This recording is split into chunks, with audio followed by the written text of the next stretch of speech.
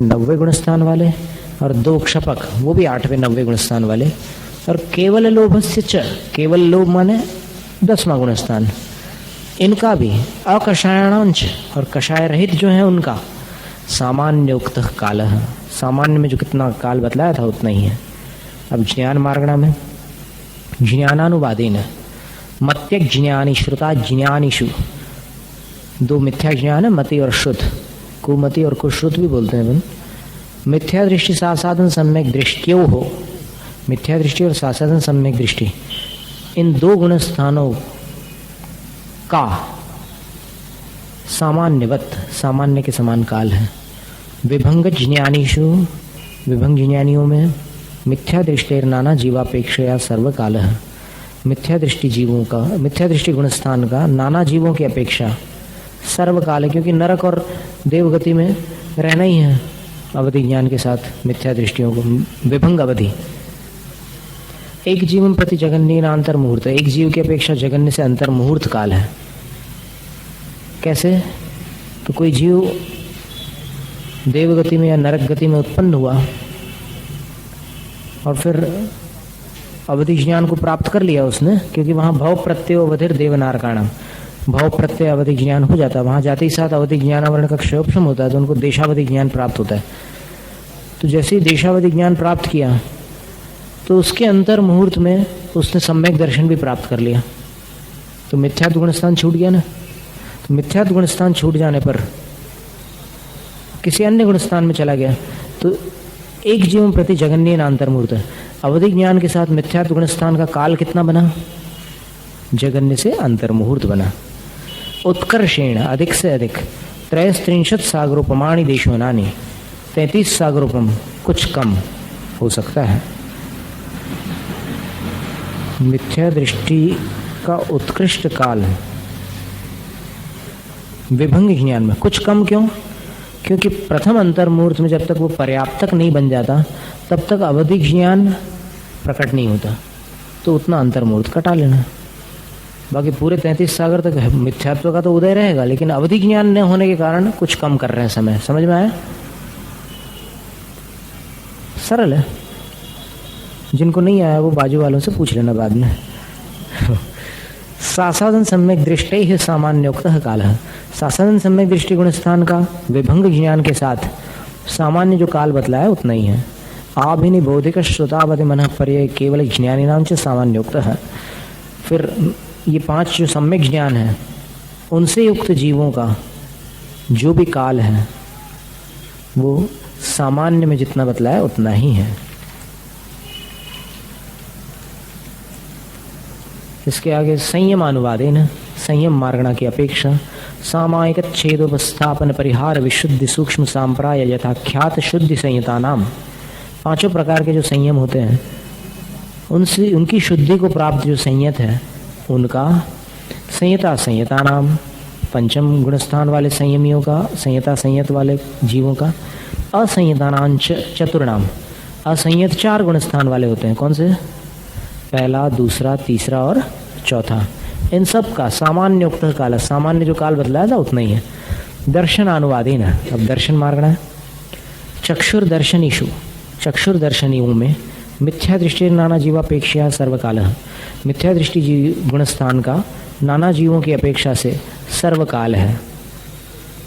एक जीवन प्रति जगन्य अंतर मुहूर्त, एक जीव की अपेक्षा जगन्य से अंतर मुहूर्त काल है मिथ्यात्व गुणस्थान का। उत्कर्षेण 2 सागरोपम सहस्रे, अधिक से अधिक 2000 सागर है। चक्षुर दर्शन के साथ एक जीव 2000 सागर तक मिथ्या दृष्टि बना रह सकता है। चक्षुर दर्शन के साथ त्रसपर्याय का काल 2000 सागर से कुछ अधिक होता है। यहाँ पर पूरे 2000 सागर बता रहे हैं, अधिक या कम नहीं। तो इतना काल चक्षुर दर्शनी अवस्था में मिथ्यात्व का बन सकता है एक जीव में। सासाधन सम्यक दृष्टियादि नाम क्षीण कषायंता नाम सामान्योक्त काल है।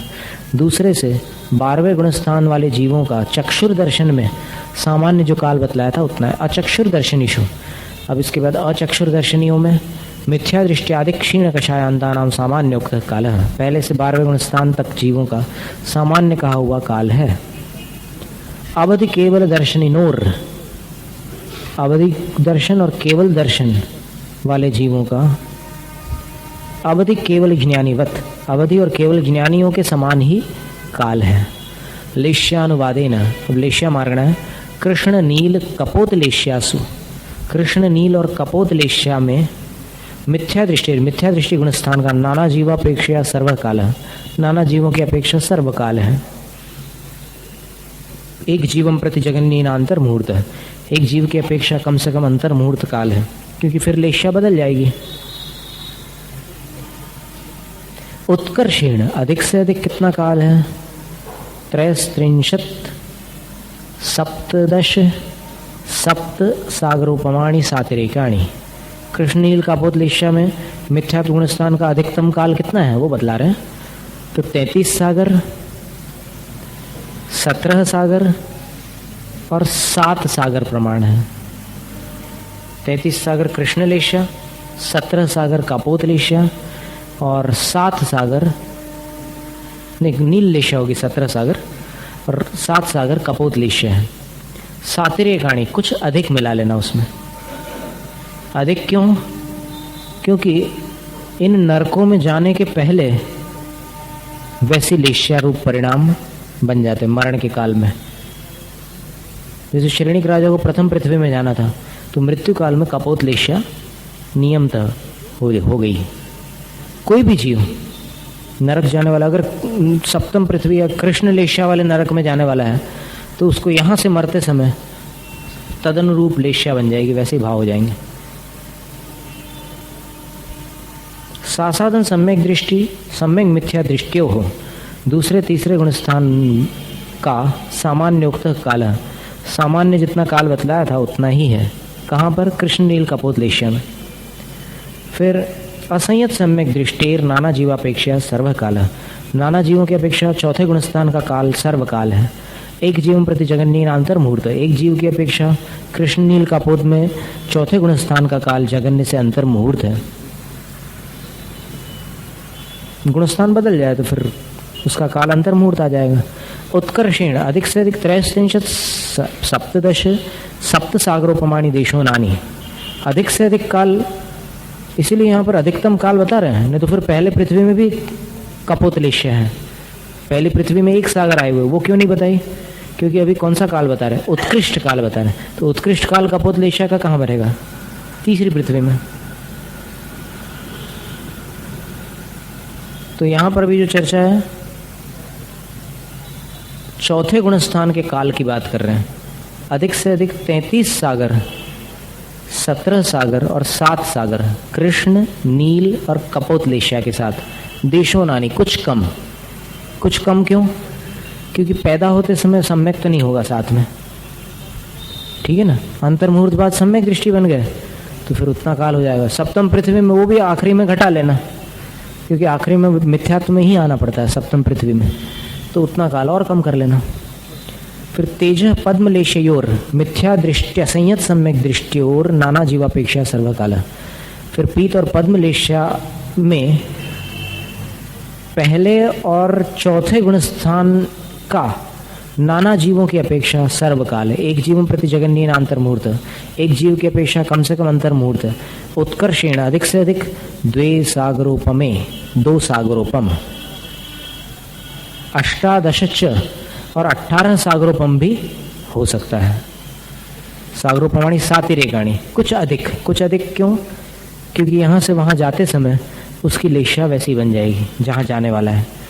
तो जैसे सौधर्म ईशान स्वर्ग में जा रहा है तो 2 सागरोपम होगा पीत लेश्या का उत्कृष्ट काल। फिर पद्म लेश्या का उत्कृष्ट काल कहाँ होगा? सहस्रार स्वर्ग में, 18 सागर प्रमाण। तो यहाँ से जाने के पहले जाते समय उसके भाव उसी लेश्या रूप हो जाएंगे, फिर वहां चले जाएंगे। वो तो क्या होता है कि भवनत्रिक में जाते समय अशुभ लेश्याओं को लेकर भी जा सकता है। आदितस्त्रिषु पीतांत लेश्या, त्रिषु यानी भवनवासी, व्यंतर, ज्योतिष्क, इन तीनों में पीतांत लेश्या, कृष्ण नील कापोत और पीत, पीत पर्यंत लेश्याएं होती है। तो कृष्ण नील कापोत कहाँ तक होगी? तो अपर्याप्तक अवस्था तक। यहाँ से ऐसे संक्लेश भाव के साथ जा रहा है वो देवगति में, तो भवनत्रिक में उत्पन्न हो रहा है, पर्याप्तक होने के बाद पीत लेश्या हो जाती है। ये नियम है।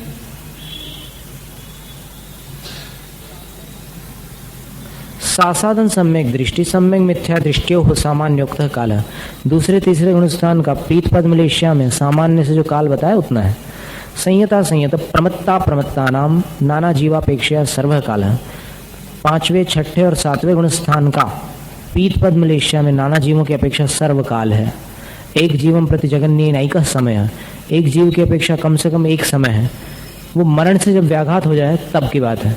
जैसे ही मान लो किसी की लेश्या पीत से पद्म हुई या पद्म से पीत हुई और उसी समय एक समय में मरण हो गया, तो फिर वो उस गुणस्थान का काल समाप्त हो गया।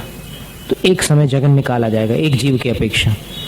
और उत्कर्षेण अंतर मुहूर्त, अधिक से अधिक अंतर मुहूर्त रहता है, क्योंकि लेश्या अंतर मुहूर्त के बाद बदल जाती है भाव लेश्या। शुक्ल लेश्या मिथ्या दृष्टि नाना जीवापेक्षा सर्वकाल है।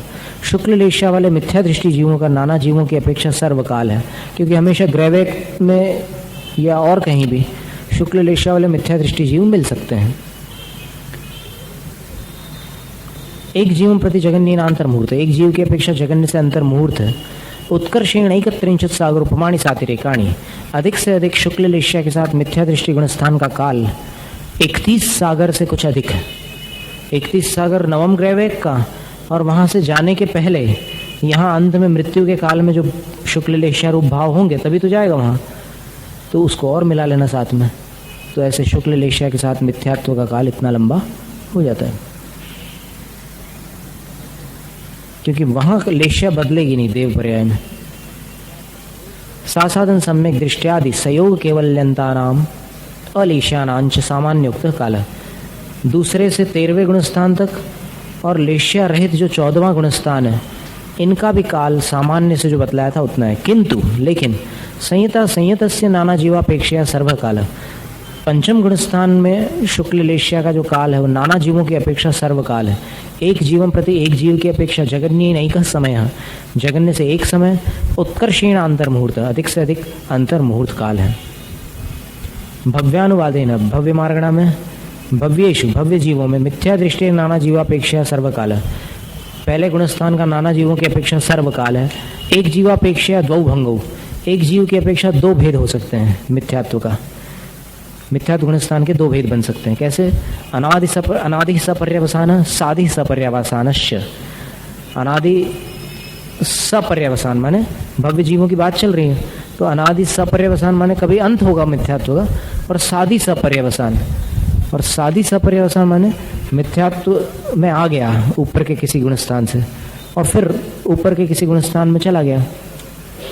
तत्र साधि सपर्यवसान जगन्य अंतर मुहूर्त, उसमें ये जो काल है वो कम से कम अंतर मुहूर्त होगा, क्योंकि मिथ्यात्व से वापस किसी और गुणस्थान में जाने के लिए कम से कम अंतर मुहूर्त काल लगता है।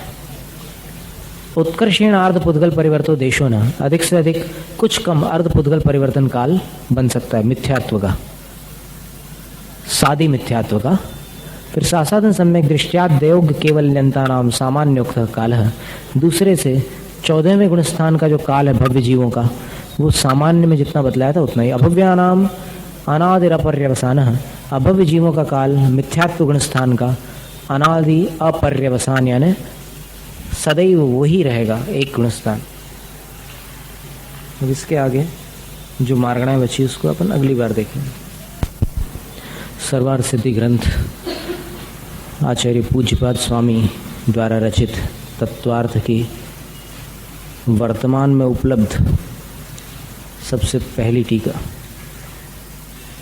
और इसमें शुरू का जो सूत्र था मोक्ष मार्ग या मोक्ष का उपाय बतलाने वाला, उसमें रत्नत्रय को मोक्ष का मार्ग बताया। फिर सम्यक दर्शन रत्नत्रय का जो प्रथम अवयव है उसका निर्देश किया, निर्देश यानी उसके स्वरूप का कथन बताया। तत्वार्थ श्रद्धानम सम्यक दर्शनम। फिर उत्पत्ति दो प्रकार से हो सकती है सम्यक दर्शन की, उपदेश से या फिर पूर्व भव के किसी संस्कार से, अपने आप किसी अन्य निमित्त से। फिर तत्व 7 होते हैं, उनका कथन किया। तत्व श्रद्धान सम्यक दर्शन नहीं है, तत्वार्थ श्रद्धान सम्यक दर्शन है। ये बड़े रहस्य की बात इसमें दी हुई है।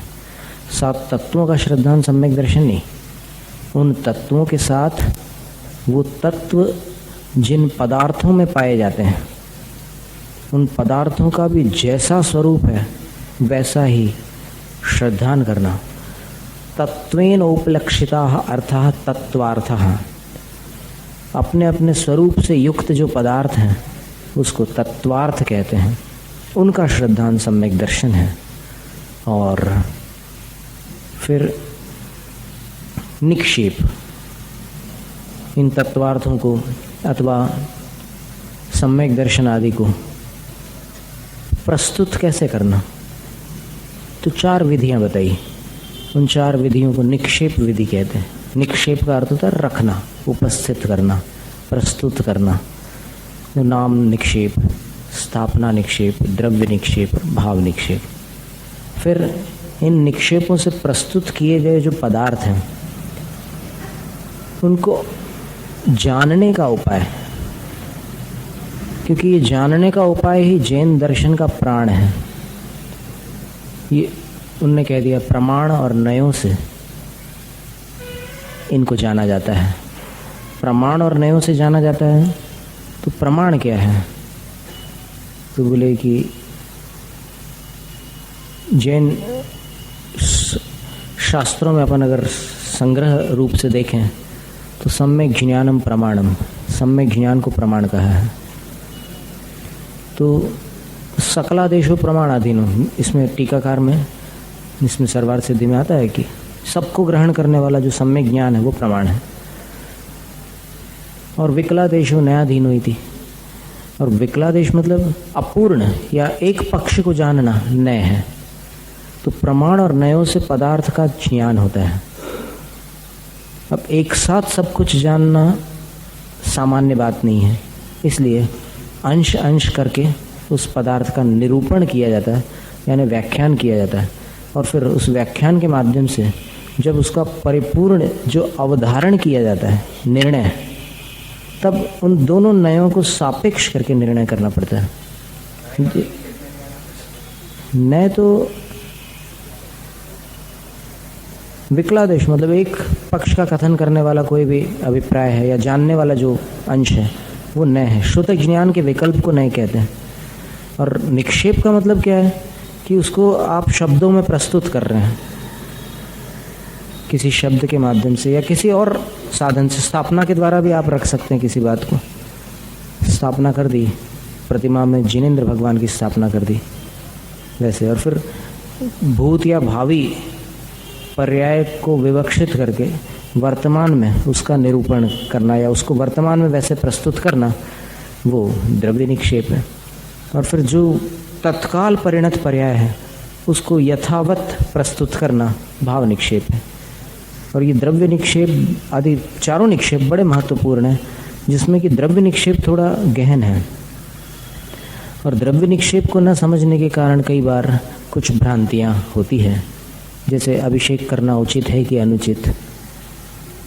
ये जो भ्रांति है, ये प्रश्न क्यों उठ रहा है मन में? क्योंकि उसने कहीं किसी एक निक्षेप का एकांत पकड़ लिया है। इंद्र पांडुक शिला पर जो अभिषेक करता भगवान का, वो अभिषेक बालक का नहीं करता, वो द्रव्य जिन है जिनका अभिषेक होता है। बालक का अभिषेक सिर्फ माँ करती है नहलाते समय, इंद्र नहीं करता। इंद्र तो जिनेंद्र का अभिषेक करता है। तो वो जो दृष्टि है अभिषेक या वो द्रव्य निक्षेप, उससे अगर समझ लो तो विवाद शांत हो जाते हैं, न समझो तो फिर विवाद ही विवाद होते हैं। और फिर जन्माभिषेक वगैरह की चर्चा आती है कि जन्माभिषेक करना चाहिए या प्रतिमाभिषेक करना चाहिए। मंदिर जी में जब भगवान का अभिषेक करते हैं तो कौन सा अभिषेक होता है वो, जन्माभिषेक या प्रतिमाभिषेक? तो फिर उसको चतुर्थाभिषेक नाम दिया है। आचार सार ग्रंथ में आचार्य वीरनंदी सिद्धांत चक्रवर्ती जी ने उसको चतुर्थाभिषेक कहा है। अब चतुर्थाभिषेक जो है वो है तो जिन बिंब का अभिषेक, लेकिन उसमें जन्माभिषेक का निषेध हो ऐसा कहीं शास्त्र में उल्लेख नहीं है। और साक्षात माघनंदी आचार्य विरचित जो अभिषेक पाठ है, उस अभिषेक पाठ के श्लोक के अर्थ देखो आप, तो वो जन्म की ही बात आती है उसमें, जन्माभिषेक की। इसलिए ये जो खींचातानी होती है ये अधूरा ज्ञान रखने वालों के द्वारा होती है। नहीं तो स्याद्वाद को समझ लो तो विवाद समाप्त होता है, हठवाद रखो तो विवाद होता है। कहाँ पर अनुयोग द्वार, ये नाम उसमें आता है धवला में। नहीं, निक्षेप में अनुयोग नहीं है, निक्षेप अलग वस्तु है। नहीं, वो 8 अनुयोग द्वार है, 7 संख्या, क्षेत्र, स्पर्शन आदि। अनुयोग उससे जोड़ने वाला, उससे संबंध बनाने वाला। और शास्त्रों में भी जो 4 भेद किए हैं, 4 अनुयोग, वो भी तत्त विषयों से अपने ज्ञान को जोड़ देते हैं, इसलिए उनको अनुयोग कहा जाता है। अनु यानी पुनः पुनः, योग यानी जोड़ना। प्रथमानुयोग का स्वाध्याय करो तो फिर जो उसका स्वरूप है उसके साथ आप जुड़ जाएंगे। महापुरुषों के कथानक और फिर सत्य दृष्टांत आपको मिलेंगे। वो कथानुयोग नहीं है प्रथमानुयोग।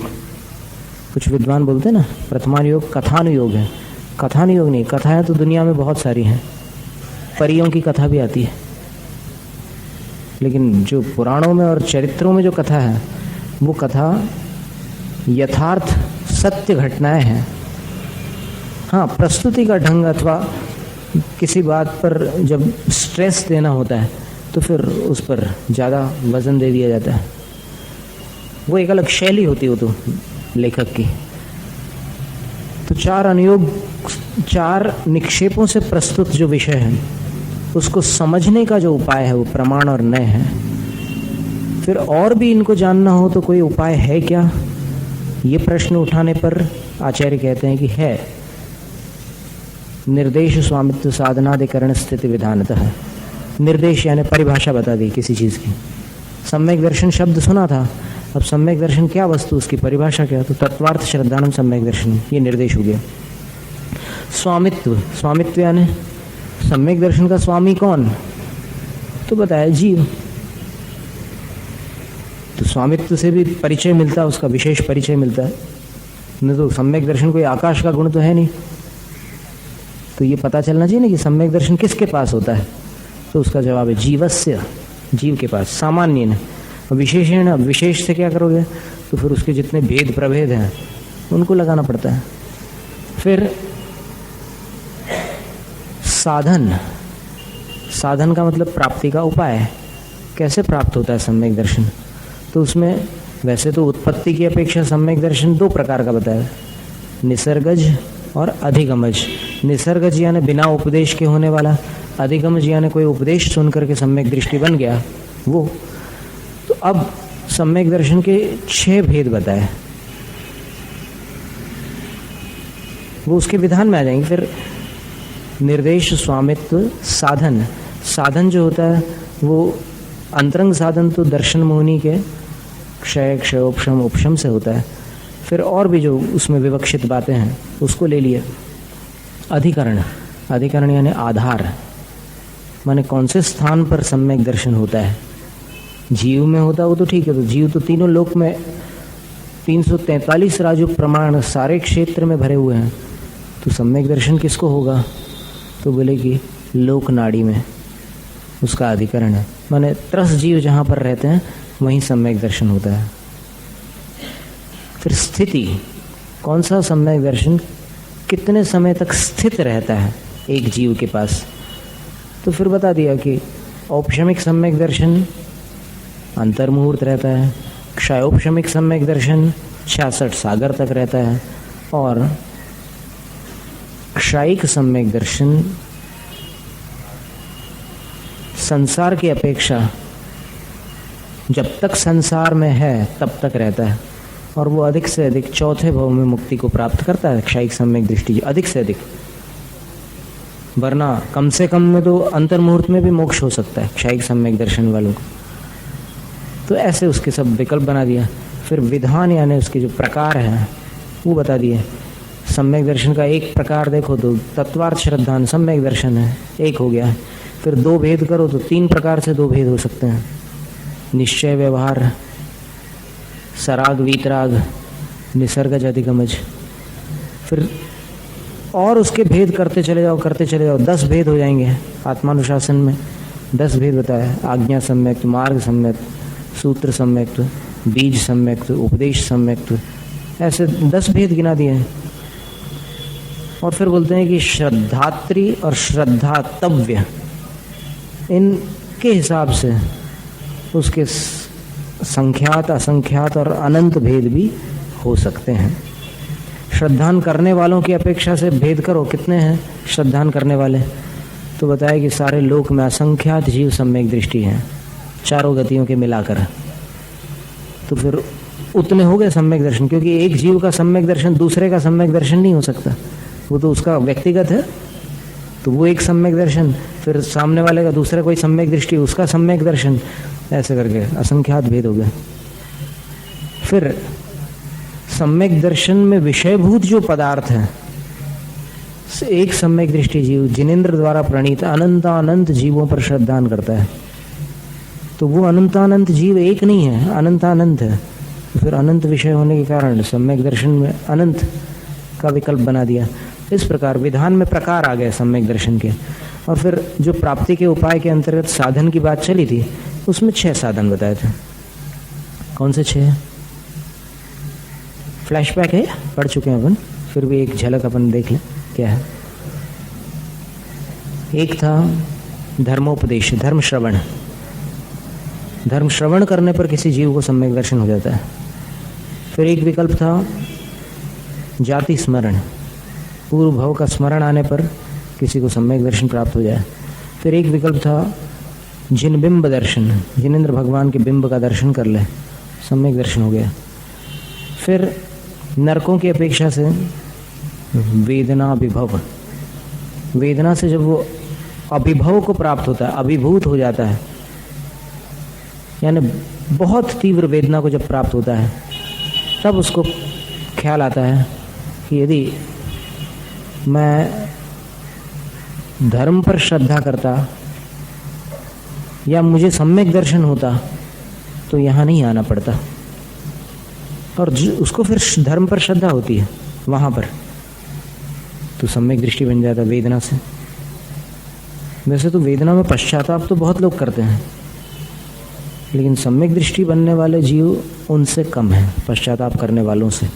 कई बार नरकों में अपन ने कान पकड़े हैं कि वहाँ आकर कभी ऐसी गलती दोबारा नहीं करेंगे, लेकिन अभी चालू है गलतियाँ वैसी ही। कुछ नहीं, यहाँ हवा खराब है, यहाँ की सब भूल जाते हैं। फिर वो देख सकते हैं कथनचित, कभी जिसे को स्मृति ज्ञानावरण का क्षय हो जाए, जाति स्मरण हो सकता है। वहाँ नरकों में जाति स्मरण तो हो सकता है।